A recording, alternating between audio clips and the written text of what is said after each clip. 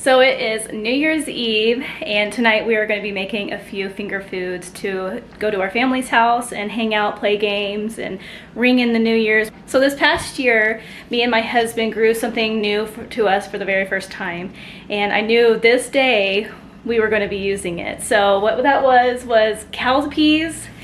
I'm sure if you guys follow me, or if you don't, we grew cowpeas for the very first time. We have no idea how this is going to turn out tonight, so hopefully it turns out really good. I guess black-eyed peas are supposed to bring really good luck for the new year, so every year someone in the family makes black-eyed pea dip. Since we grew it this year, my husband really wanted to make our black-eyed pea dip, and it's not quite halfway gone. We've already pressure cooked it already, and then all we have to do is add bacon and a lot of cheese, and that's basically an onion and seasonings. So they pressure cooked up really nice. I have them over here on the stove. So you can see here, they are pressure cooked. I drained a lot of the liquid out. I kept some of the liquid because I'm not sure how much liquid we're gonna need whenever we add in everything. So this is what it looks like. I probably needed to add a little more salt, but we're gonna be cooking down some bacon, a lot of bacon, so it'll salt it up pretty good. But I'm so excited to try this. We've never grown these before. This was what was new to our garden this year, and I'm excited to try it. So I will let you guys know how it turns out whenever we eat it tonight.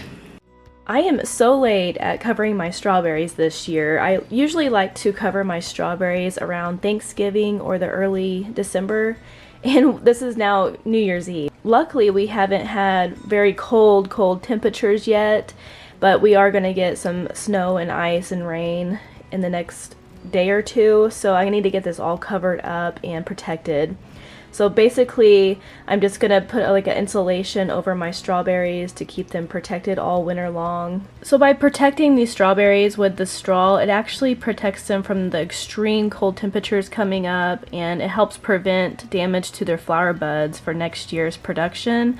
So we should be getting some really good juicy strawberries next year from doing this. Now you don't have to cover your strawberries, but honestly I've been doing this for quite some years. I get better production if I actually cover my strawberries with straw.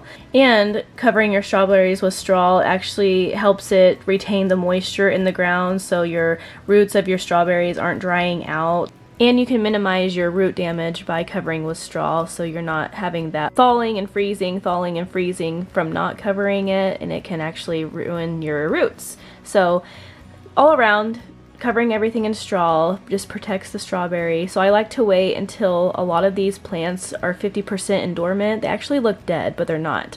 So whenever you're looking at the strawberry plants, they will kind of look like a rust color, like dead rust color. And whenever that's 50% dead, I like to cover in straw. So it's usually around Thanksgiving and Christmas for us in our zone. And again, it's not dead, they're just in dormant. So one of the disadvantages of using straw is it is going to bring in some weed seeds for next year, but you'll just have to hand pick the weed seeds out and just kind of keep up with that, so you're not getting so much weeds growing into your patch. So I like to try to keep it 4 to 6 inches thick for a really good insulation. And I like to mention all of my beds right now are completely dry. There's no moisture on the strawberries at all, so make sure everything's dry before you cover everything in straw, just because you can probably get some rot if you do cover whenever the strawberries are wet. So then I moved on into the garden. My asparagus really needs to be cut down right now. It's all completely dead. So next year, actually, it's going on its 3rd growing season, so I will be able to harvest every single asparagus. So the first year, whenever you plant asparagus, you don't want to harvest anything at all because you're focusing on getting a really good root system. The second year, you'll be able to harvest just a little bit, not too much. You still want to completely get that root system growing really well and established. And then by the 3rd year, you'll be able to harvest every single asparagus that pops up in the garden. So you want to make sure that all of this is completely dead and died back. You don't want anything to be green, just because the root development, you don't want to hinder any of that. And then I just cut at the base of the ground and remove all of this. And I actually leave all of the mulch that you see left in this row here to protect all of the roots through the winter time with the cold temperatures coming up. And by removing all of this away from my garden, there could be some pest issues if I completely just use this as a mulch, and I don't want to do that. I don't want to run the risk of, if there's bugs still living inside of all of this overwintering, they could hatch out in the spring and it'll just be another mess. So I'm just going to remove this from the garden and prevent more pest issues. And then when spring hits, I will be able to see all of my asparagus popping up really easily, because if I left all of this as a mulch, then I won't be able to see very well of my asparagus popping up through it. So I am absolutely crazy. I have been pulling up all of the mulch that I laid last year where I plant all of my tomato buckets. There's actually plastic underneath all of this mulch that I have, and I thought for some reason that it was just going to help prevent more weeds, but it didn't. The only reason why I really done that was just because the garden kind of just looked weird with just having that black plastic. There's like a step down from the mulch that we have in the garden, and then you step down into this black plastic where the tomato buckets are. So I just wanted everything to match last year, so I just went ahead and covered the mulch where the tomato buckets are. Well, that was a huge mistake. The weeds started growing on top of the mulch, and there was still black plastic down underneath the mulch that I had, and it was just a disaster. Like, there were so many weeds growing everywhere, grass. So I am working on today, I am removing all of the mulch, going back to the black plastic, and I'm absolutely crazy for doing this, but it's actually going to help us this next year not to have so many weed seeds growing everywhere and dealing with all of that, because I already have enough weed seeds growing on the mulch in the center of the garden and the walk paths and everything. So I'm removing all of that, going back to the black plastic. It actually wasn't that bad. It took me 2 days so far to clear out some of this mulch, and I have a little section that I'm going to work on today. Tomorrow night we're actually supposed to get really bad weather, like some ice and maybe some snow, maybe rain. I'm not sure yet, but I'm gonna try to get all this done before all this bad weather comes in. And next week is supposed to be bitterly cold, so it's actually a really nice day. I mean, it's cold outside right now, but it's really sunny. You can feel the heat from the sun. It's probably in the upper 30s, 40s maybe today, and it's actually really nice. It's not that cold. I am really cold natured, so I wouldn't be out here if it was too cold. So I'm just going to try to get that done before all of this weather comes in. But I'm going to show you guys what it looks like. I think I mentioned in one of my videos previously about what I was doing here, but I'm going to go ahead and show you guys again. And I might have to get like a power washer and kind of power wash some of the dirt away from this black plastic, just because weed seeds grow everywhere. So I probably am going to have some grass growing in spots on this plastic next year, but it'll be easier to manage than what I had previously with the mulch last year. So this is what it looks like so far. You can see there's still some dirt patches that I really need to clean up with a power washer. Those will start growing grass and stuff if I don't clean that off next year. But right here is where this big step down is, because you got all this mulch right here, and then there's a big step down right here.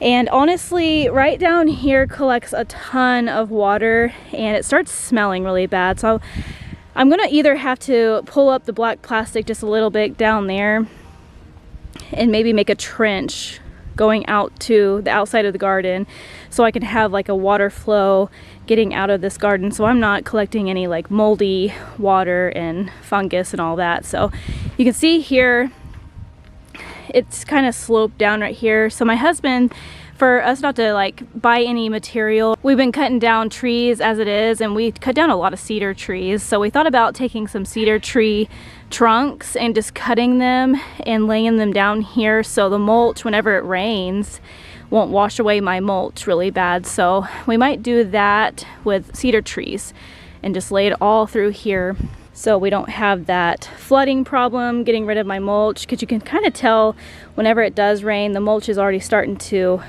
flow on the black plastic again. So I need to prevent that for spring rain that's coming. So today I'm just going to work on, this is the little section that I have down here just to finish by these tomato buckets down here. So I got all of this cleared out already. It only took me 2 days. And then, so like right here, I just need to get all of this taken out, which it really won't take that long. It'll probably take maybe an hour for me to clean all of this up.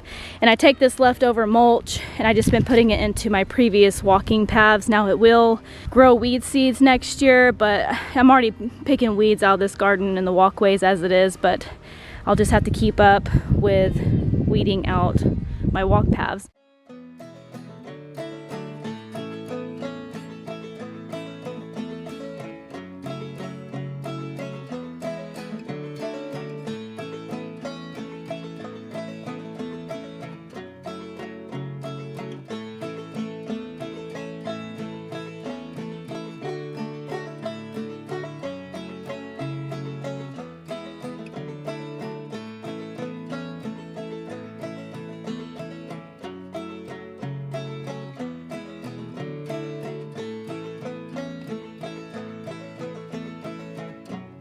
So this actually took a lot longer than an hour, but I got the leaf blower out and started blowing off the mulch as I was working, and it actually worked out really well. This leaf blower helped me out so much. So now you can see here that there is some mud on this black plastic, and I'm just going to have to get a power washer in the spring if it's still here and just power wash a lot of this off so I don't have any weeds growing on this mat. So right here is a little area where it all collects water really bad, so I'm just going to have to dig out a trench so all the water can flow outside of the garden and I don't have a problem like I did previous years of water collecting here. So I'm really glad I got out here today and got all of this cleaned up before the ice and snow or rain, whatever is coming, and I won't have to worry about this because I probably won't be able to come out here for like a week or so if we are going to get snow and ice. So I'm really glad I got this done today. So I'll mention real quick, this will just be really nice for next year. I took out this whole section of mulch, so I literally have cut down on a lot of the garden for next year's mulching, and that's going to be saving money. I'm going to be saving a lot of money now keeping the mulch out of this section. And then we're not going to be having mulch on the outside either. We're going to be putting plastic walking paths on the outside of this huge watermelon and pumpkin patch and corn patch. So that'll eliminate the mulch around the garden. So I thought I'd mention really quick, I didn't film this or what it looked like, the black eyed pea dip, but it actually turned out really good. And the really good thing about it, we actually ate leftovers for like 2 days, and this bean does not hurt our stomachs at all, which I love that. So I highly recommend growing cowpeas, black-eyed peas, next year's garden, and we are definitely going to be doing that. So thank you guys so much for watching today. We will see you on the next video.